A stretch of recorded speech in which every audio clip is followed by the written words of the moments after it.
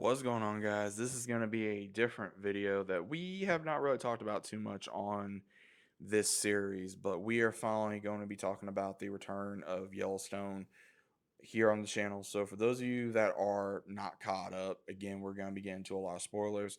If you are caught up, let me know what your thoughts are right now. What's going on? What are you predicting? And what do you think is going to happen? And what is your thoughts on the approach that they took now that it's finally returned? So, if you guys are not watching this, you guys can obviously watch this on Fubi TV, Filio, Hulu, Premium Subscription, YouTube TV, Paramount. Again, for Paramount, it's not always on Paramount. I'm not sure exactly what's going on, but overall, it took me a minute to catch up because again, I took a break from Yellowstone. I took a break from talking about it, and then when it started getting closer, knowing that the premiere was going to come back, and I caught up with, I was like maybe 2 episodes behind from the premiere episode, which was a couple weeks ago, and I want to talk about pretty much what's going on, what my thoughts are, and how the exit of Kevin Costner and what's going to happen and all these other things. So to kind of address the elephant in the room, if anyone does not already know, yes, Kevin Costner was killed off in episode 9 of Yellowstone of season 5. Don't know the reason why, other than those rumors with the creator of the show and also how they were going to do it. And the way it is shown is he unalived himself and it was a setup. So we all know from the last couple of episodes that whoever, the one that Jamie's been boinking, it went to a black ops type team to try to have him taken out. And now that he's going to try to take over everything, possibly try to be the new governor, and also pretty much allow this, the one that he's been with now, and her company to put that airport on the land. And again, I'm going to say this: there is people that are rooting for Jamie. I'm going to say this, and I'm going to say this as nicely as I can. If you're rooting for Jamie, you're on a losing side. I'm going to say that now. You are on a losing side and you need to have your common sense rechecked. I'm going to say that right now. Because Jamie, from everything I've seen with Jamie, he tries and tries and tries. I understand that he messes up. He's like that little kid that if he doesn't get his way, it's like when you go get an ice cream with your parents and you get the ice cream, but there's something wrong with it, and he cries about it like a baby back bitch. That's exactly what he does. And there's people that get mad about best character, and it's like, okay, look, you can't blame her for being a certain way because of him taking her to a Native American reservation where they told him if she was going to have this done, this was going to happen. I think he should have told her. He didn't. He has to live with that. And she has to live with the fact of her making that decision.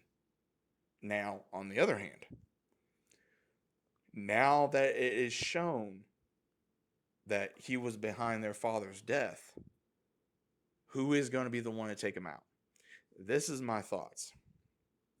Since we got about 4 people down in Texas right now,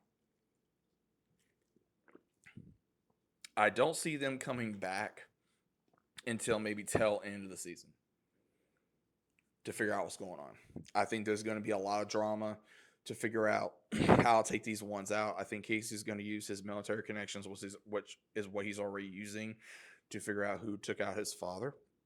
I think Beth is going to be the one to take down the ones for that company. And if she tells Rip about why she hates Jamie so much, other than obviously the obvious, and then what he did to her, then I could see Rip taking him to the train station, which would make a lot of sense. But I would really like to see when that happens, certain ones be there to say what they got to say and then pretty much leave it at that because I don't see Jamie walking away. I really don't. If he walks away, I think there's going to be a lot of people that's going to be pissed off about that. Will the ranch continue to go on without John Dutton? That is remains to be seen. The only way I could see it continuing is if Beth and Rip decide to run it. But again, it seems like the way they were in Texas, it almost seems like that they would go down there and do something.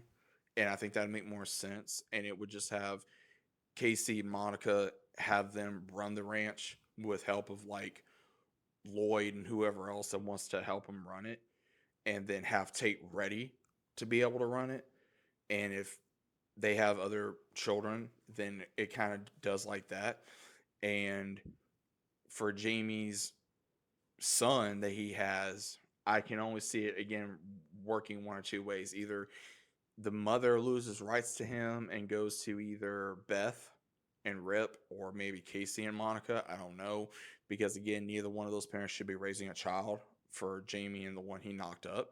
So I don't know exactly what's going to happen. I'm just theorizing here. I think a lot of what they've been showing this season is just a build up to what we're going to be seeing later on for the remainder of this season. And there's been talks about spinoffs as well for this, for these characters. Who knows? We're just gonna have to wait and see what happens. But guys, the last couple episodes have been highly intense. I recommend you either catch up or you make sure you watch it because there's going to be spoilers all over the internet, whether it's TikTok, Instagram, Twitter, YouTube, whatever. I highly recommend you watch this. And again, who do you want to win? Let me know down in the comments down below. What do you want to happen? What do you think is going to happen? Who do you think is going to win? Let me know your thoughts. And as always, guys, I hope you enjoyed, and I'll see you on the next one.